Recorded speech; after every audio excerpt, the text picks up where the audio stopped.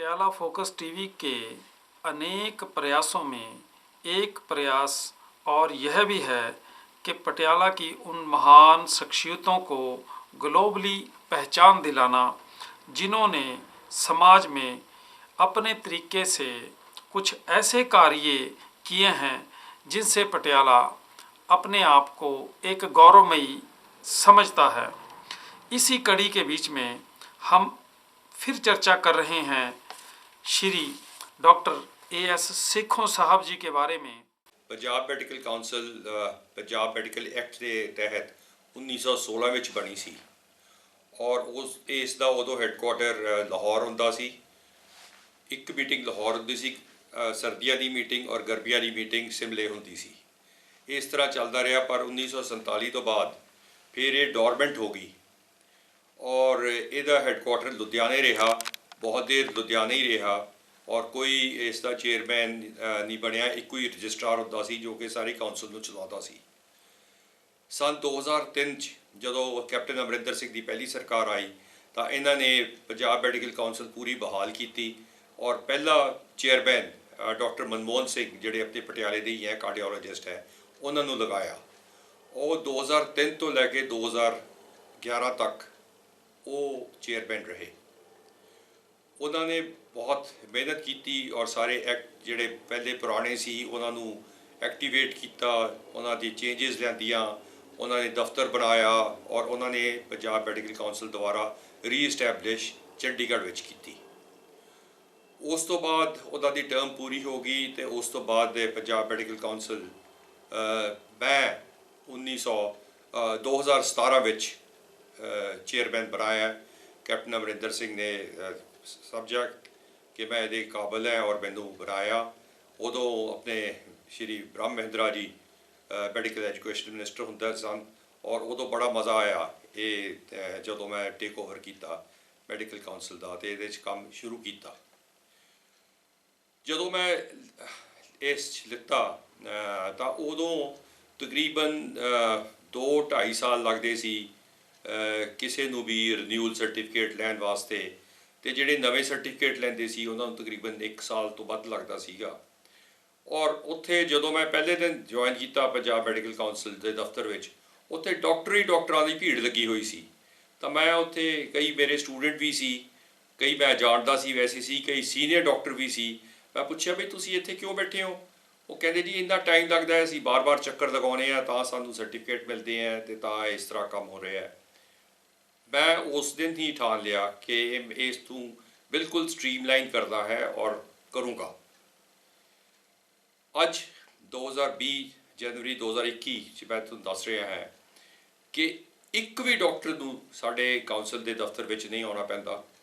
सारा कुछ ऑनलाइन है और सारा कुछ असी स्ट्रीमलाइन करता, जिस नाल हर तीसरे दिन या चौथे दिन और maximum within a week doctor नूं उहदे सर्टिफिकेट रिन्यू होके या रजिस्टर होके उन्होंने उहदे कागज़ घर मिल जाते हैं। मैं शुरू तो ऑनेस्ट इंटैग्रिटी और ट्रांसपेरेंसी नाल काम किया है, जिथे भी रहा है उस तरीके नाल मैं पंजाब मैडिकल काउंसिल विच भी काम किया कर रहा हाँ। और जो ऑनेस्टी और इंटैग्रिटी और ट्रांसपेरेंसी आ जाती है, जो कि एक सिस्टम बड़ा खराब हो चुका होंदा है तो वो बहुत मुश्किल आउंदियां हैं, बड़िया मुश्किल फेस कीतियां कर भी रहा है। और पर मैं ना अपने ऑनेस्टी इंटैग्रिटी ट्रांसपेरेंसी तो पासे हटिया है ना हटूँगा। अज की तरीक विच सारे पंजाब के डॉक्टर पंजाब मैडिकल काउंसिल नाल बहुत खुश हैं। उन्होंने कोई कदे तकलीफ नहीं हुई, कोई किसी साड़ी वैबसाइट पर उन्होंने शिकायत नहीं पाई और किसी नूं बिना मतलब तो तंग नहीं किया जाता। हाँ, ये ज़रूर है कि असी मैडिकल एथिक्स बड़ी स्ट्रिक्टली इन्फोर्स करने की कोशिश कर रहे हैं पंजाब च, ना कि डॉक्टरां वास्ते पर सारे सिस्टम वास्ते कि डॉक्टर जो भी प्रैक्टिस करन अपनी ठीक करन, अपने एथिक्स नाल करन।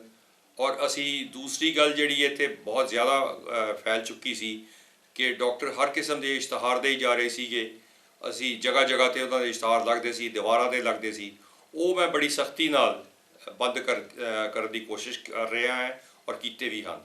ਔਰ ਡਾਕਟਰਾਂ ਨੂੰ ਨੋਟਿਸ ਵੀ ਗਏ ਹਨ, ਸੂਓ ਮੋਟੋ ਨੋਟਿਸ ਲੈ ਰਹੇ ਹਾਂ ਤੇ ਤਾਂ ਕਿ ਡਾਕਟਰਸ ਆਪਣੇ ਐਥਿਕਸ ਬਣਾ ਕੇ ਰੱਖਣ, ਆਪਣੀ ਇੰਟੈਗਰਿਟੀ ਬਣਾ ਕੇ ਰੱਖਣ, ਆਪਣੀ ਇੱਜ਼ਤ ਬਣਾ ਕੇ ਰੱਖਣ।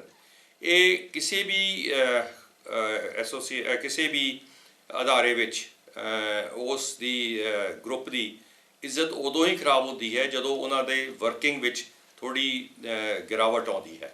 ਸੋ ਇਸ ਕਰਕੇ ਮੈਂ ਸਭ ਨੂੰ ਇਹੀ ਬੇਨਤੀ ਕਰਦਾ ਹਾਂ ਕਿ ਡਾਕਟਰਾਂ ਨੂੰ ਕਿ ਆਪਣੀ ਵਰਕਿੰਗ ਇੰਟੈਗਰਿਟੀ ਨਾਲ, ਐਥਿਕਸ ਨਾਲ ਕੰਮ ਕਰੋ। ਪੈਸਾ ਜ਼ਰੂਰ ਕਮਾਓ, ਪੈਸਾ ਵੀ ਆਏਗਾ। ਜੇ ਤੁਸੀਂ ਇੰਟੈਗਰਿਟੀ ਨਾਲ ਕੰਮ ਕਰ ਰਹੇ ਹੋ ਤਾਂ ਪੈਸਾ ਵੀ ਆਏਗਾ। ਬਿਨਾਂ ਪੈਸੇ ਤੋਂ ਨਹੀਂ ਕੋਈ ਰਹਿ ਸਕਦਾ, ਔਰ ਪੈਸਾ ਜ਼ਰੂਰ ਆਏਗਾ। ਤੁਸੀਂ ਮਿਹਨਤ ਕਰੋਗੇ, ਪੈਸਾ ਵੀ ਜ਼ਰੂਰ ਆਏਗਾ।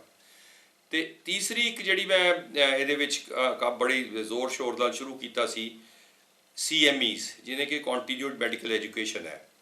ਪਹਿਲਾਂ CMEs ਸਿਰਫ ਜਿਹੜੀਆਂ IMA ਜਾਂ ਕੋਈ ਹੋਰ ਬਾਡੀਜ਼ ਹੋਲਡ ਕਰਦੀਆਂ ਸੀ ਉਹੀ ਹੁੰਦੀਆਂ ਸੀ।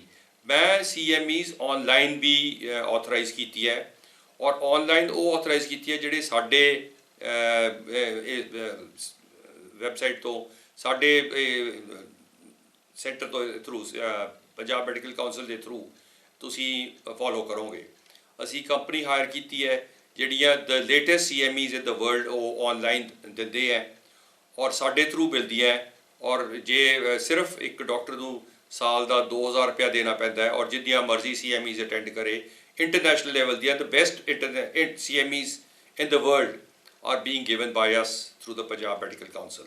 ਸੋ ਇਹੀ ਮੇਰੀ ਕੋਸ਼ਿਸ਼ ਹੈ ਕਿ ਡਾਕਟਰਸ ਵੱਧ ਤੋਂ ਵੱਧ ਪ੍ਰੋਫੈਸ਼ਨਲ ਨੌਲੇਜ ਗੇਨ ਕਰਨ, ਵੱਧ ਤੋਂ ਵੱਧ ਐਥਿਕਸ ਨਾਲ ਕੰਮ ਕਰਨ ਔਰ ਵੱਧ ਤੋਂ ਵੱਧ ਲੋਕਾਂ ਦੀ ਸੇਵਾ ਕਰਨ।